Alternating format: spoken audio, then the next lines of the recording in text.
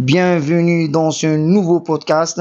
Nous vous avons sélectionné le meilleur de l'actualité de la semaine.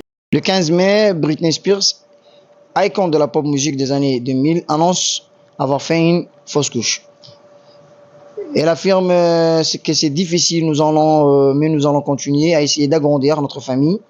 Nous sommes reconnaissants pour votre soutien, mais nous avons surtout besoin d'un moment d'intimité pendant cette période difficile.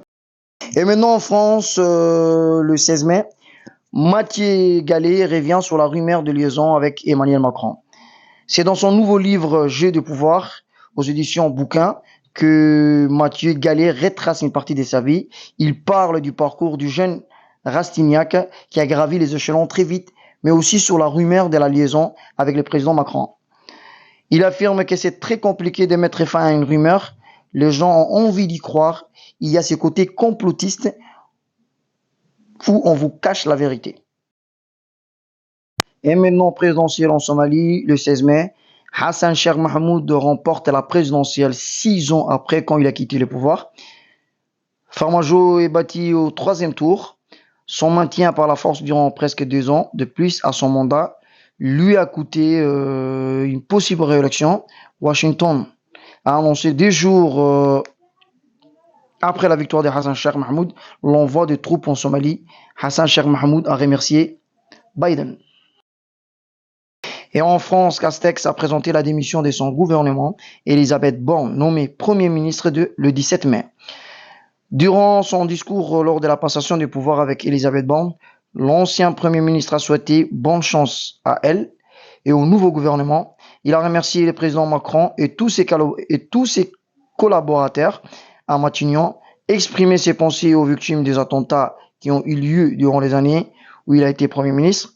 Elisabeth Borne devient ainsi la 2e femme à être nommée Premier ministre de France après Édith Cresson qui a occupé ces postes de 1991 à 1992. Et en Somaliland, le 18 mai est un jour national puisqu'on en fête la sécession à Hargeisa, comme dans tous les restes du Somaliland. Ce 18 mai 2022 a été très largement fêté. Le traditionnel défilé militaire a eu lieu à Hargeisa.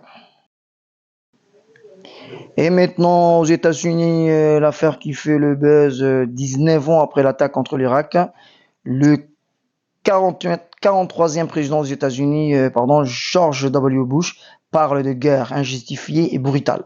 George Bush voulait condamner l'invasion russe et au lieu de dire l'Ukraine, il a dit Irak. Un lapsus qui a provoqué une réaction mondiale. Il a dit être 75 ans pour dire qu'à son âge, on peut oublier facilement ou confondre facilement.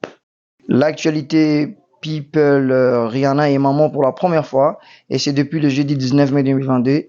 Une nouvelle qui a ravi tout le monde. Le 19 mai, date que ni Rihanna ni les Navy ne vont oublier. Et on a maintenant l'Inde a annoncé un embargo alimentaire. Le pays de Narendra Modi ne va plus exporter aucune production agricole, en tout cas sans l'aval du gouvernement. Le pays est durement frappé par des hausses de température records.